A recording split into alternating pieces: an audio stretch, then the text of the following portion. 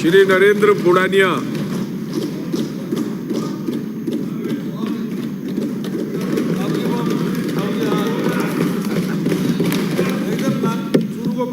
धन्यवाद सभापति महोदय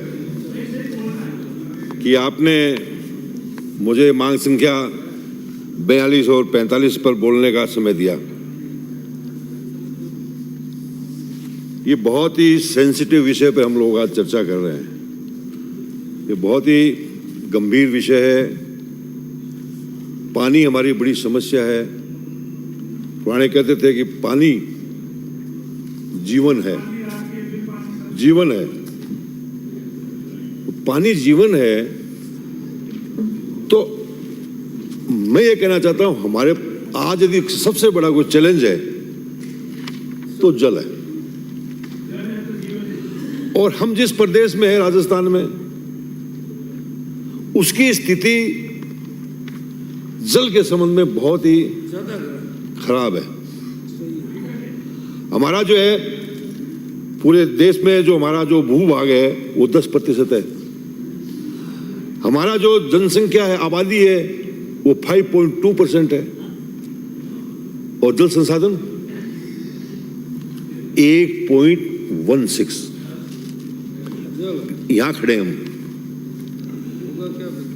राजस्थान भयंकर संकट का सामना करना पड़ रहा है।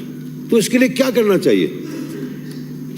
ये आप और हम, ये और वो सेम कहने से ये समस्या हल होने वाली नहीं है राजस्थान के किसानों की। ये ऐसी समस्या है जब हम सबको बैठ करके और एक राय हो करके और इसके ऊपर इस समस्या का समाधान करने की दिशा में काम करना चाहिए।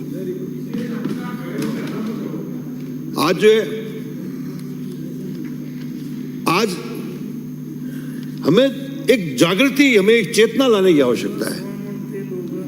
एक समग्र अभियान चलने की आवश्यकता है। किस चीज के लिए?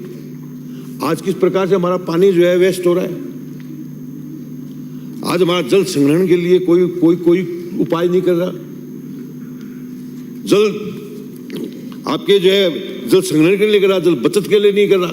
गंदा पानी पी रहे हैं, कोई शुद्ध पानी की बात नहीं सोचता। तो ये सारी बातें जो है हमें एक अभियान के रूप में करनी पड़ेगी, क्योंकि हम उस प्रदेश में रहते हैं जो हमारे देश का सबसे जो कठिन प्रदेश है पानी के मामले में। राजस्थानी किसानों की हालत बहुत खराब है। कभी ज्यादा बारिश होती है, कभी कम बारिश होती है, कभी कीड़े मकोड़े खा जाते हैं और कभी कभी राज करने वाले भी दुश्मन हो जाते हैं। आज बिजली की बात चल रही थी।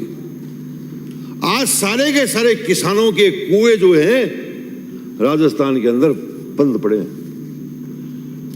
तो किसान बोलते हैं अरे 2 घंटे दे दो, 1 घंटे दे दो, अरे कम से कम हमारी फसल तो बचाएं। लेकिन बिजली नहीं है। आज हम जो है कहां खड़े हैं? 1950 में मंत्री महोदय, 1950 में प्रति व्यक्ति पानी कितना था?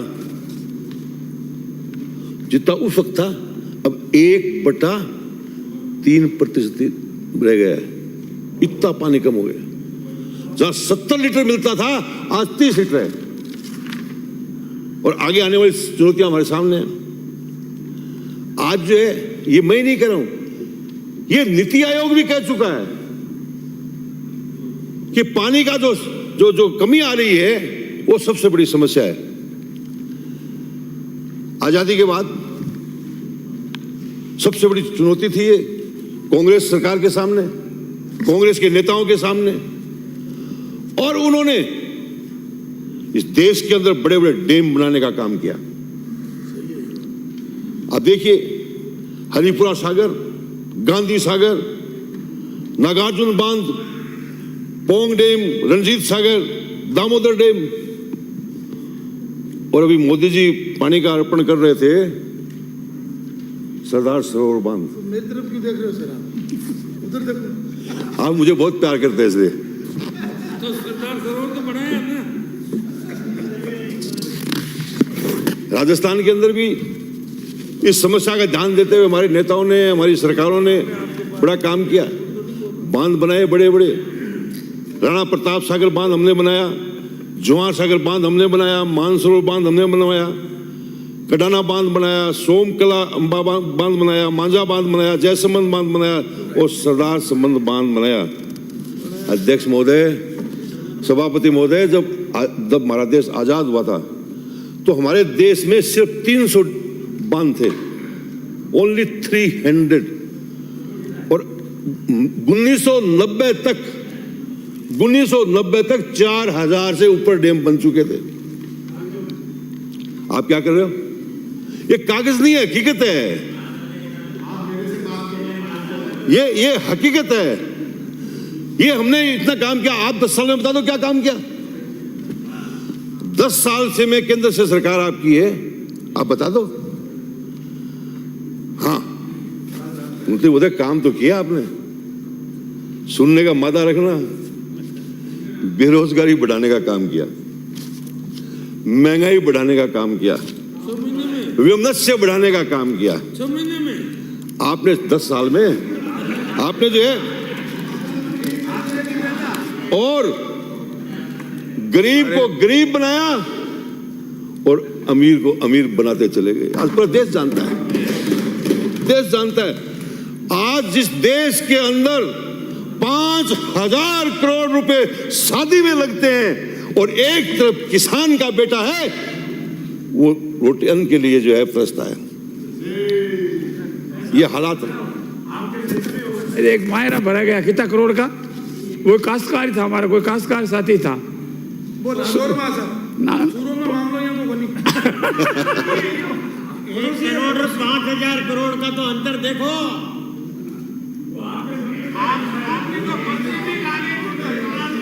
500 करोड़ का तो हार है केवल। सभापति महोदय, मैं राजस्थान का हूं, किसान का बेटा हूं, किसानी में रुचि रखता हूं, किसान की परेशानियों को जानता हूं। राजस्थान के अंदर पहले जो है ये त्वरित के सिंचाई योजना के लिए 50% अनुदान मिलता था केंद्र से, और आपने जो ही संभाली गद्दी सबसे पहले इस काम को बंद करने का काम किया। ये किया आपने राजस्थान के साथ में। राजस्थान के अंदर नहरों से और बांधों से 38 से 40 लाख हेक्टेयर जमीन सिंचाई हो रही है, और उसके अंदर 24 से 35% सिंचाई इंदिरा गांधी नहर परियोजना, आपके जो है गंग नहर और आपके जो है भाखड़ा, इन कैनालों से हो रहा है। लेकिन आपने अभी, मेरे जो साथी हैं सदूल शहर से आने वाले, 50,000 करोड़ की बात कर रहे थे कि 50,000 करोड़ रुपए रखे हैं। अरे आप जहां से आए हो उनको कितना दिया है वो तो देखो। 1400 करोड़ रुपए की रखी है, वो भी 5 साल में लगने के लिए। जो 24 से 25 हजार लाख हेक्टेयर जमीन सिंचित करता है, जो एरिया रेगिस्तान का, उसको आप इतना पैसा दे रहे हो। ये रेगिस्तान के साथ में अन्याय है, वहां के किसानों के साथ अन्याय है। सभापति महोदय, इंदिरा गांधी कैनाल जीवनदायिनी है। कहां जो है यह पानी गंगानगर से शुरू होकर के कहां बाड़मेर जैसलमेर तक पानी पहुंचाया। धन्य हो इस योजना को बनाने वाले लोग, योजना बनाने वाले और इसको पूर्ण करने वाले। मंत्री महोदय, 1948 में इसका जो है कल्पना हुई, परिकल्पना कह दो। उसके बाद में 1951 में इसकी रिपोर्ट बनी। सन 1955 में रावी व्यास का समझौता हुआ, इसका पानी तय हुआ, और 1958 में इसका उद्घाटन हो गया। ये है काम। आज जो है इंदिरा गांधी कैनाल के लिए 8.60 MAF पानी हमारा समझौते में स्वीकृत है, और पानी मिल रहा कितना हमारे को? 8 MAF, यानी 0.60 पानी हमारा हमें नहीं मिल रहा। वो पानी हमारा यहाँ नहीं आ रहा, हमें नहीं मिल रहा है। सरकारों ने प्रयास किया, मैं ये नहीं कहता हूं, सरकारों ने प्रयास किया हमारा पानी लेने के लिए, लेकिन इसके लिए और आवश्यकता है। डबल इंजन की सरकार है ना ये बात डबल इंजन की सरकार है तो हमारा पानी तो दो। अरे बिजली नहीं तो पानी तो दो। सभापति महोदय, बहुत अभी मेरे माननीय साथी वो बोल रहे थे, आज हमारा जो पानी है, कितना पानी वेस्ट हो रहा है। आज हमारा पानी जो है सतलज रावी व्यास का पानी भी 10 डेज जो है MF पानी हमारा बह के पाकिस्तान जा रहा है, पाकिस्तान जा रहा है। इसको रोकने का काम करना चाहिए। इसको रोकने से रोक करके डाइवर्स करके लाने से ही हमारे किसान इसको लाभ मिल सकता है, हमारा राजस्थान की ताकत बढ़ सकती है।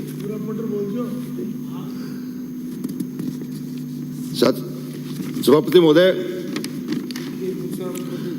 ये इंदिरा गांधी कैनाल बनी और फिर उसके बाद में 1983 के अंदर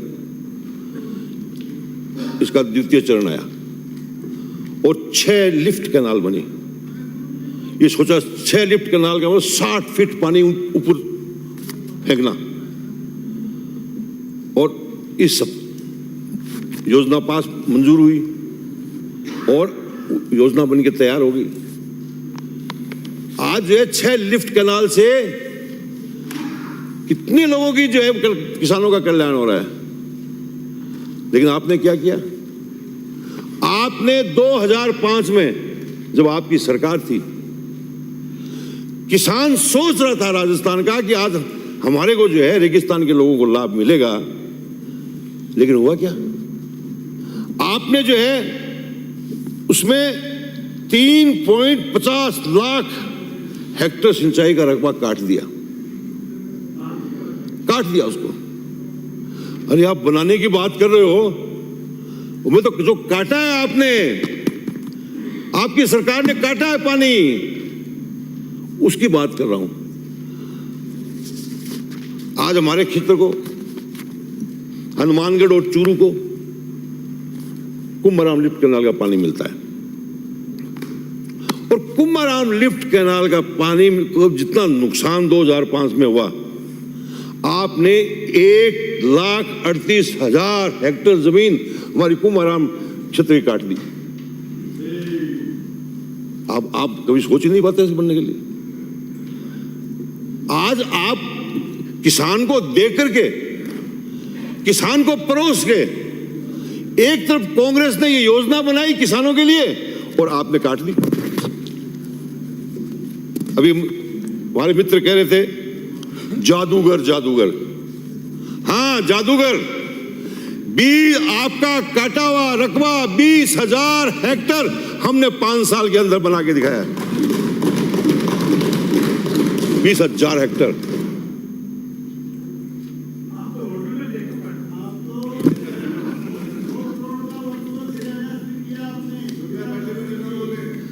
अध्यक्ष महोदय, मैं 20,000 हेक्टेयर मेरे तारानगर की क्षेत्र की जमीन का रकबा ज्यादा कटा और उसमें से 20,000 मैंने स्वीकृत करवाया। 10,000 पे तो उद्घाटन हो गया, 10,000 पे काम चल रहा है। अब मैं आग्रह करता हूं माननीय मुख्यमंत्री जी से, मैं आग्रह करता हूं कि जो रकबा राजस्थान का कट गया, हमारी 6 लिफ्ट कैनालों का, उसको वापस जोड़ने की घोषणा करो। इसका यदि किसान के सच्चे साथी हो तो। और मैं तारानगर को रिप्रेजेंट करता हूं। आज हमारे चूरू जिले की सरदारसर तहसील के 56 गांव, तारानगर तहसील के गांव और राजगढ़ तहसील के गांव जो है आपने काट दिए। आज देख रहे हैं आपकी तरफ। मैं मांग करता हूं कि आप कटाए हुए रकबे को वापस जोड़ने का काम करें।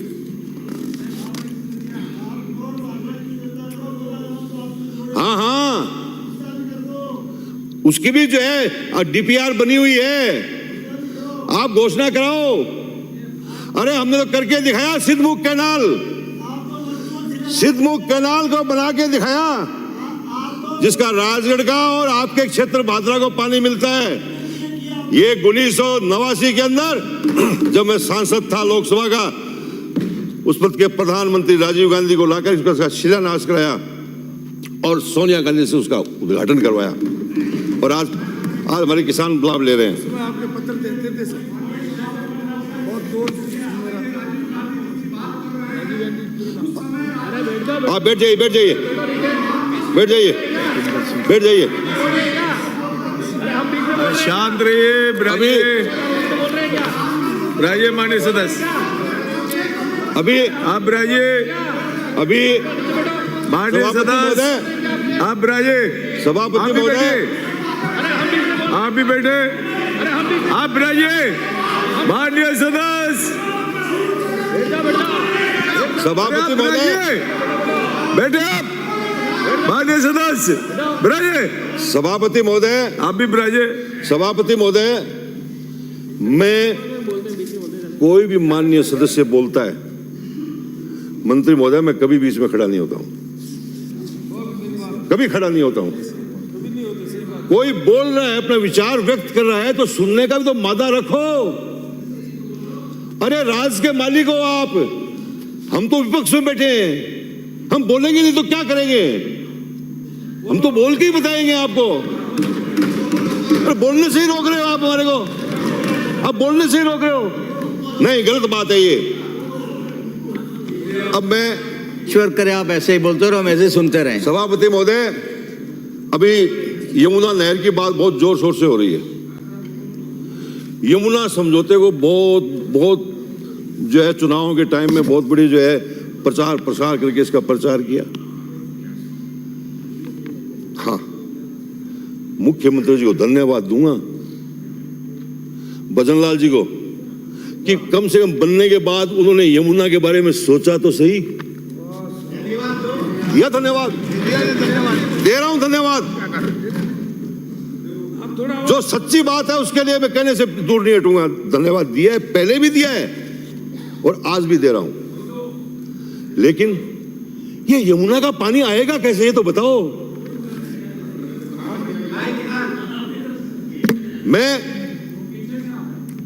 मैं जो है 93 में भैरू सिंह जी मुख्यमंत्री थे, तो उनके साथ मैं सदस्य था, और 94 के अंदर मेरा यमुना पे भाषण है, कोई सदस्य निकाल के सुन देख सकता है।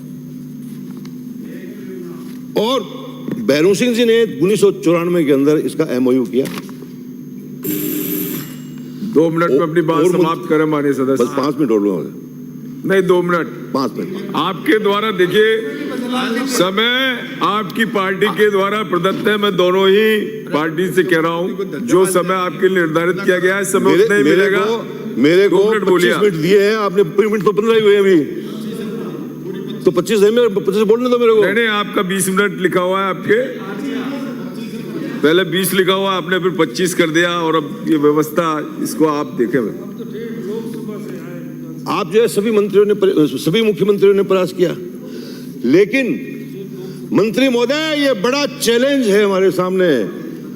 आज जनता इतनी चेतना होगी, हरियाणा पानी हमारे को नहीं लेने देगा, बिल्कुल नहीं लेने देगा। पहले पानी नहर से लाने का तय हुआ, अब माननीय मुख्यमंत्री जी ने समझौता किया है पाइप से लाने का। वहां मुख्यमंत्री हरियाणा के मुख्यमंत्री विधानसभा में बोल रहे हैं, जब MOU याद उन्होंने हंगामा मचाया तो उन्होंने कहा नहीं, हमको कोई एक्सेस पानी होगा तो देंगे। ये सारी चीजें बहुत जो है सोचने वाली बात है। आज पानी कैसे आए, बड़ा मुश्किल लगता है मुझे।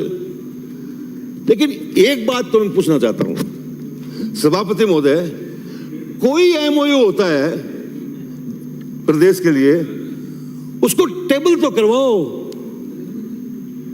उसको सदन की मेज पे तो रखाओ।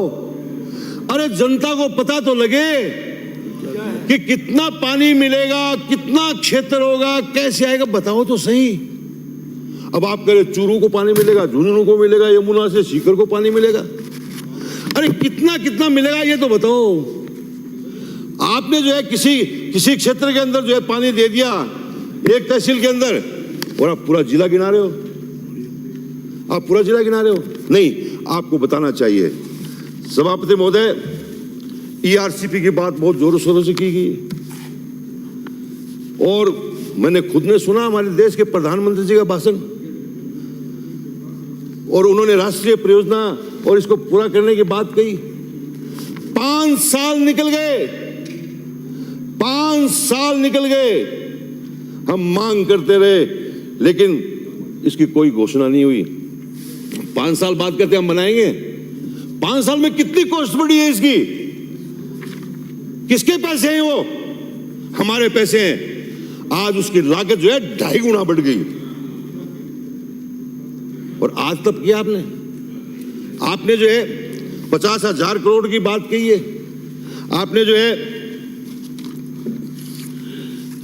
Rajasthan irrigation water grid system की बात करी है। इसके लिए 50,000 करोड़ रुपए आपने दिए। कहां से आएंगे? कहां से आएंगे? और बजट रखा गया सभापति महोदय 1 वर्ष के लिए कि 24-25 में आप क्या करने वाले हैं, और आप 5 साल की बात कर रहे हैं इसके अंदर। आप बताइए उसी इस साल क्या करोगे? इस साल क्या करोगे आप बताओ। लेकिन आपने नहीं बताया महोदय। ये जो ईआरसीपी है, इसके लिए हम लोगों ने भी प्रयास किया, खूब प्रयास किया। हमारे पूर्व मुख्यमंत्री जी ने ये कहा कि हम हमारे पैसे से योजना बनाएंगे,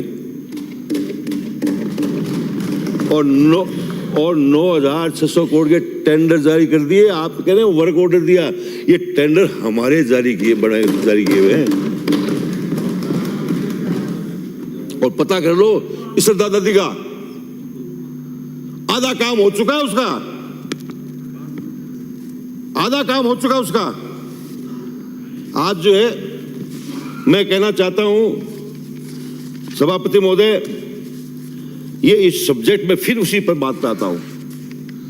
ये राजस्थान के लिए बहुत महत्वपूर्ण इशू है, इस पर गंभीरता से विचार करना चाहिए। आज हमारे जो है पानी को रोकने के लिए बांध बनने चाहिए।